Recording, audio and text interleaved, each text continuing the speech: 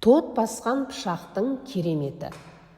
Бір адамның өмір сүруге деген құлшынысы кеміп, бүкіл жолы жабылып, түңілердей болады. Өзін ешкімге керек еместей сезінгеннен өткен азап бар ма? Үйіндегі жылтыраған заттың бәрін сатып жіберген.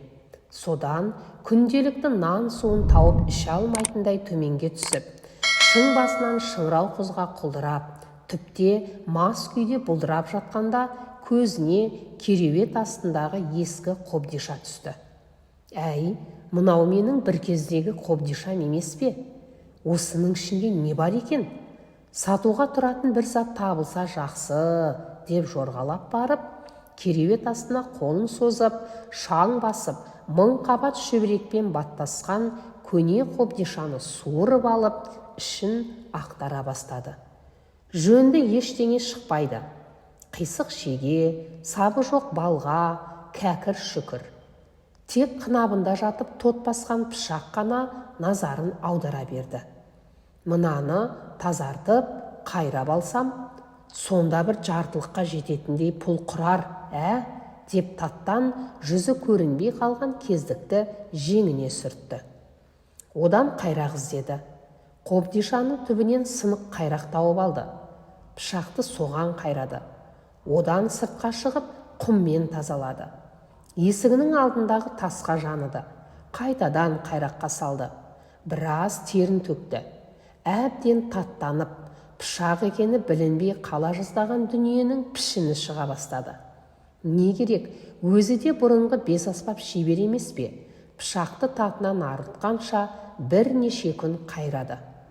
Жүзі жарқырап, өзі сондай үшкір, жүзі қылпып тұрған өткір пышаққа айналған күні өз ісіне өзі көңілі толған бейбақ, енді ұсқының кірді. Сені сатып алатын адам табылатынына сенімдімін. Мынадай өткір пышаққа бір шөлмек емес, бір жәшік арақ алатын шығармын, деп ойлады. Ол сөйтіп тұрғанда көршісі жетіп келді. Көрші, сенің мал соятын өнерің бар еді ғой, құрбан айт кезі. Бір үлкен қошқар әкелгенмін. Соны соятын қасапшы таппай отырмын. Көмектесіп жіберсейші. Мә, қолыңда керемет кездік тұр ғой. Біздің үйде не көп, пышақ көп. Бірақ мынадай алмас емес, деп бұны қояр да қоймастан ауласына апарды. Аз уақыттың ішінде қошқарды сойып, мүшелеп берді. Көршісінен алғыс алды. Үйінде қонақ болды. Дастархан басында мұның шебер мал союшы екенін естігендер айттың қалған 2 күніне өздеріне шақырып, пышағын әбден сынады, әрі жақсы іске жұмсады. Адамдар алғыспен қоса қалтасына ақша салды. Құрбандыққа шалған малдың етінен ет те бөліп берді. Аз күннің ішінде үй ішінің әл ауқаты оңалып, өзгеріп қалды. Содан бұрынғы шебер пышағын ұстап отырып ойланды. Сен ғой тот басып пәлен жылдан бері аяқ асты жаттың. Мен сені іздемедім, мен бүліндім. Сені басқан тот мені де оңдырмай басты.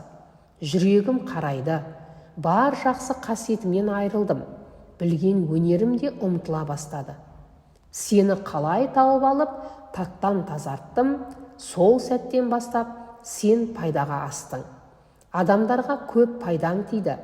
Сенің арқаңда мен де жұрттан жақсы сөздер естідім. Мен түсіндім.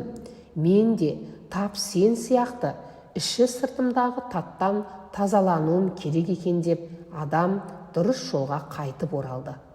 Көп уақыт өтпей тұрмысы түзелді. Байыды, ел жұрт оны сыйлайтын, құрметтейтін болды. Қас шебердің қолына қайта оралған өткір пышақ осылай иесін жөнге салды. Түзу жолға түсуіне себеп болды.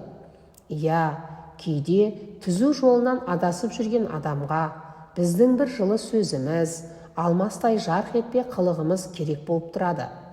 Жамандыққа жұмсалмайтын өткір пышақта, жылы құшақта бола білейік.